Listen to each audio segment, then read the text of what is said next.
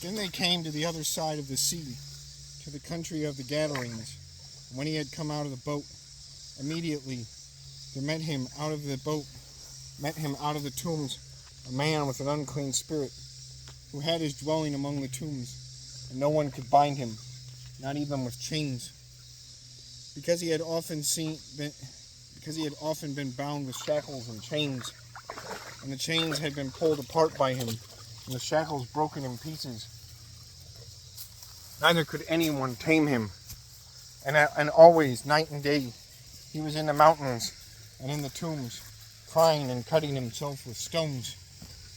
When he saw Jesus from afar, he ran and worshipped him, and cried out with a loud voice and said, "What have I to do with you, Jesus, Son of the Most High God? I implore you by God that you do not torment me." For he said to him, "Come out of the man, unclean spirit." Then he asked him, "What is your name?" And he answered, saying, "My name is Legion, for we are many." Also he begged him earnestly that he would not send them out of the country. Now a large herd of swine was near the mountains. So all the demons begged him, saying, "Send us to the swine, that we may enter them." And at once Jesus gave them permission. Then the unclean spirits went out and entered the swine. There were about 2,000, and the herd ran violently down the steep place into the sea, and drowned in the sea. So those who fed the swine fled, and they told it in the city and in the country. Then they came to Jesus, and saw the one who had been demon-possessed, and had the legion, sitting and clothed in his right mind. And when they were afraid, and those who saw it told them how it happened to him who had been demon-possessed, and about the swine. Then they began to plead with him to depart from their region. And when he got into the boat, he who had been demon-possessed begged him that he might be with him. However, Jesus did not permit him, but said to him, "Go home to your friends, and tell them what great things the Lord has done for you, how he has had compassion on you." And he departed and began to proclaim in Decapolis all that Jesus had done for him, and all marveled.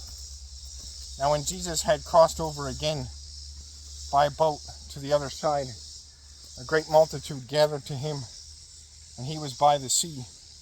And behold, one of the rulers of the synagogue came, Jairus by name.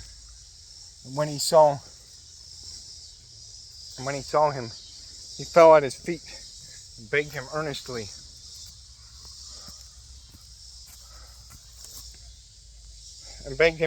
Saying, "My daughter lies at the point of death. Come and lay your hands on her, that she may be healed, and she will live." So Jesus went with him, and a great multitude followed him and thronged him. Now a certain woman had a flow of blood for 12 years, and had suffered many things from many physicians. She had spent all that she had, and was no better, but rather grew worse. When she heard about Jesus, she came behind him in the crowd and touched his garment. For she said, "If only I may touch his clothes, I shall be made well." Immediately, the fountain of her blood was dried up, and she felt in her body that she was healed of the affliction. And Jesus, immediately knowing in himself that power had gone out of him, turned around in the crowd and said, "Who touched my clothes?" "Yadu!" But his disciples said to him, "You see the multitude thronging you, and you say, 'Who touched me?'" And he looked around to see her who had done this thing. But the woman, fearing and trembling, knowing what had happened to her, came and fell down before him and told him the whole truth. And he said to her, "Daughter, your faith has made you well. Go in peace." And he healed her over, and be healed of your affliction.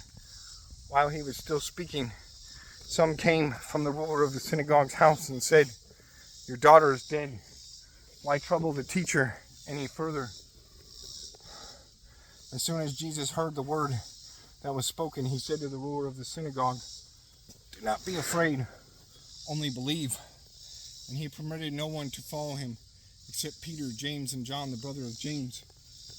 Then he came to the house of the ruler of the synagogue and saw a tumult, and those who wept and wailed loudly. When he came in, he said to them, "Why make this commotion and weep? The child is not dead, but sleeping." And they ridiculed him. But when he had put them all outside, he took the father and the mother of the child and those who were with him, and entered where the child was lying. Then he took the child by the hand and said to her, "Talitha cumi," which is translated, "Little girl, I say to you, arise." Immediately the girl arose and walked, for she was 12 years of age. And they were overcome with great amazement, but he commanded them strictly that no one should know it, and said that something should be given her to eat.